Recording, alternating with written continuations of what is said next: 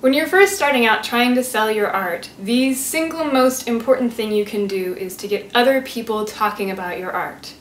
It's expected that you are going to have a pretty favorable opinion of your work, but if someone else comes along and starts saying, hey, no, this is really cool, check it out, people are going to be interested in buying. So for me, my first experience with someone else talking about my work and helping me to sell it was actually my brother. He's 3 years older than me, and he came back to Portland 3 years before I did, establish a community of art lovers.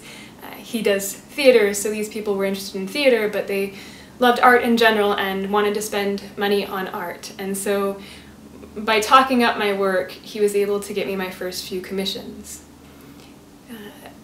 Outside of the people who are related to me and how they could talk up my work, one of the major ways that I got people talking about my art and helping me sell it was to make work in series. So instead of making a bunch of unrelated works, I started making art along a certain theme, really digging into that theme. And when I did that, I made it easier for people with publications and radio shows to talk about my work, because they weren't just talking about technique or this young artist. They got to dig into that theme as well, which made for a more interesting story for them. And getting written about in some kind of a publication or being featured on a radio show is a huge boost to early sales, to sales in general for an artist. It's a great form of someone else talking about your art.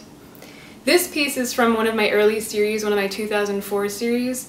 The series was called Snow Days, and it was portraits of local news anchors and weather people. This is Paul Lindman. And what was really useful about this series with regards to selling art was that not only was it a collection of paintings with a story that was easy to write about and that sort of a thing, it was also a group of people who are recognizable. And these people, these news anchors and weather people, didn't have to say anything about my art, but just the fact that they had lent their faces to my series said something about me. It was like they were talking without talking about my art without having to say anything. So the single most important thing you can do as you're starting out trying to sell your art is to get other people talking about your art, talking about how good it is.